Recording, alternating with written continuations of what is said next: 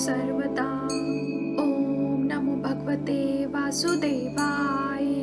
अब वीडियो में आगे बढ़ने से पहले हमारी आपसे विनती है कि चैनल को लाइक, सब्सक्राइब एंड शेयर भी जरूर करें। साथ ही साथ बेल आइकन दबाएं ताकि इस चैनल में आने वाली सभी वीडियोस का नोटिफिकेशन आपको सबसे पहले मिल सके।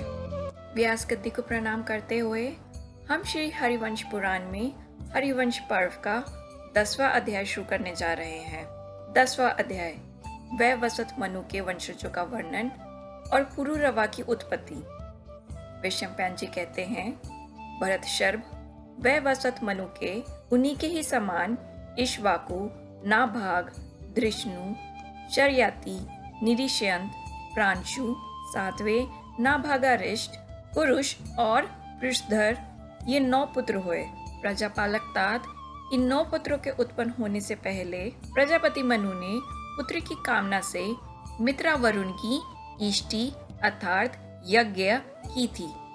भारते जब यह इष्टि हो रही थी उसी समय मुनि ने मित्रा वरुण के लिए आहुति दी। भरत श्रेष्ठ आहुति के संपन्न होने पर देवता, गंधर्व, मनुष्य और तपोधन मुनि परम प्रसन्न हुए और कहने लगे, अहो इसका तपोबल आश्चर्यजनक है और इसका शास्त्रीय ज्ञान भी अद्भुत है। उस यज्ञ में दिव्य वस्त्रों को धारण किए हुए, दिव्य आभूषणों से विभूषित और दिव्य शरीर वाली ईला नामक कन्या उत्पन्न हुई थी, ऐसी ख्याति है। राजा मनु ने उस कन्या को ईला कहकर पुकारा और कहा, भद्रे तू मेरे पीछे पीछे आ। तब पुत्री की कामना वाले प्रजापति को ईला ने यह धर्म में उत्तर दिया था। ईला ने कहा, वक्ताओं में श्रेष्ठ, मैं धर्म की हत्या नहीं कर सकती, अन्यथा धर्म मुझे भी मार डालेगा।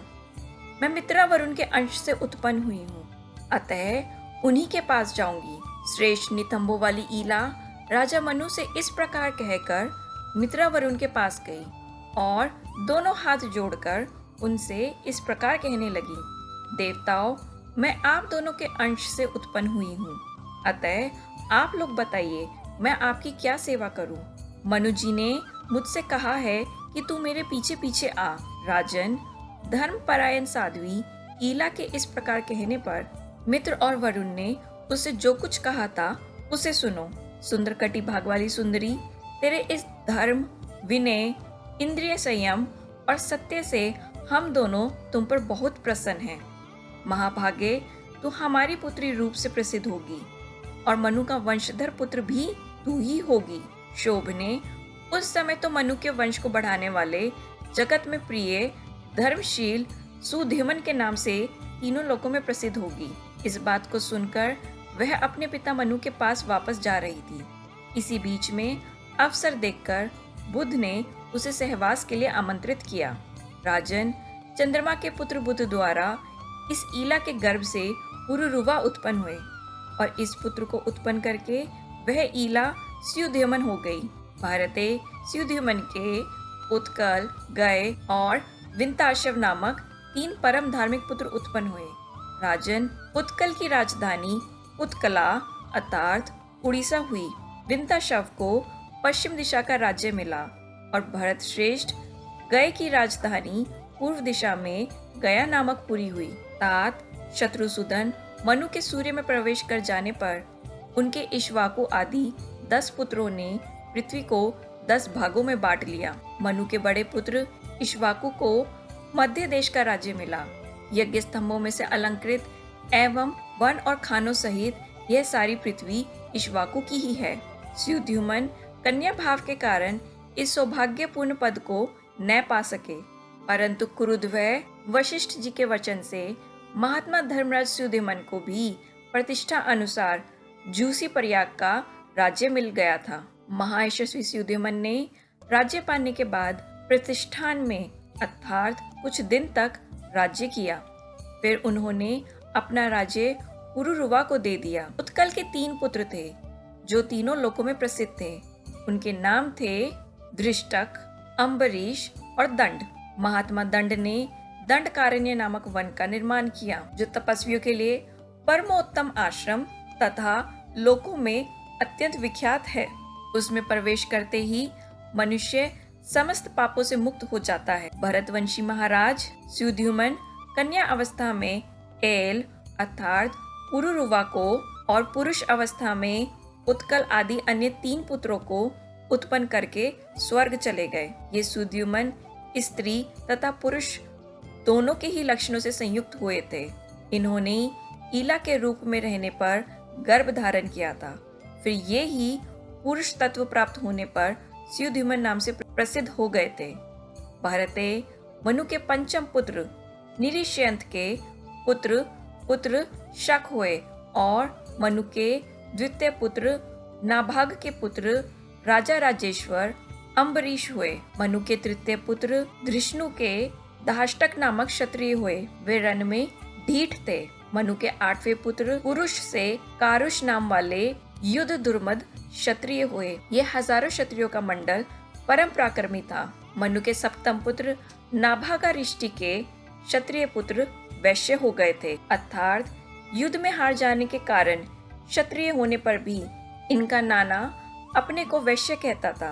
अतः ऐसे वैश्य पुत्र के पुत्र होने से ये वैश्य कहलाए। इस ग्रंथ के 11वें अध्याय के 9वें श्लोक की टिप्पणी में इसका पूर्ण समाधान है। मनु के 6ठे पुत्र प्रांशु के एक पुत्र हुआ। वह शर्याति नाम से प्रसिद्ध। मनु के 5वें पुत्र निरिश्यंत का पुत्र दंडधारी राजा दम हुआ। मनु के 4थे पुत्र शर्याति की 2 संतान उत्पन्न हुई।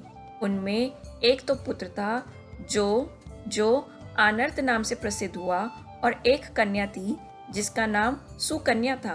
वह चैवन ऋषि की पत्नी हुई। आनर्त के रेव नाम का महाकांतिमन पुत्र उत्पन्न हुआ। उसका राज्य आनर्त देश में था जहाँ आज द्वारका है, और उसकी पुरी अर्थात राजधानी का नाम कुशस्थली था जो आज की द्वारकापुरी कहलाई जाती है। रेव के पुत्र रेवत हुए। इन्हीं का दूसरा नाम कक्युधि था। ये धार्मिक थे। रेव के 100 पुत्रों में ये सबसे ज्येष्ठ थे। कुशस्थली का राज्य पाने के अनंतर एक दिन ये अपनी कन्या के साथ ब्रह्मलोक में गए। वहाँ ब्रह्मा जी के समीप गंधर्वों का गीत सुनने लगे। राजन संगीत सुनते सुनते ये 2 घड़ी वहाँ ठहरे रहे। इतने ही समय में मानव लोक में अनेक युग बीत गए। तत्पश्चात ये यादवों से गिरी हुई अपनी पुरी में आए। उस समय तक इनकी युवा अवस्था जो कि त्यों बनी हुई थी। उस समय उस पुरी में बहुत से देवराज बन गए थे और वसुदेव आदि भोज, वृष्णि और अंधक वंशी उस रमणीय पुरी की रक्षा कर रहे थे। यादवों ने उसका नाम बदलकर द्वारवती रख दिया था। शत्रुमर्दन इन सब बातों को यथार्थ रीति से जानकर राजा रेवत अपनी रेवती नाम की सुवर्ता कन्या को बलदेव जी के हाथ में देकर समय मेरु पर्वत के शिखर पर चले गए और वहां तपस्या में लग गए। इधर धर्मात्मा बलराम जी भी रेवती के साथ सुखपूर्वक विहार करने लगे। अत श्री महाभारत खलीबाग हरिवंश के अंतर्गत हरिवंश पर्व में पुरुरुवा का उत्पत्ति का वर्णन विषयक 10वां अध्याय संपूर्ण हुआ। और अंत में हम व्यास गद्दी को प्रणाम करके उन सभी गलतियों के लिए क्षमा मांगते हैं जो हमने इस अध्याय के श्रवण में की हो।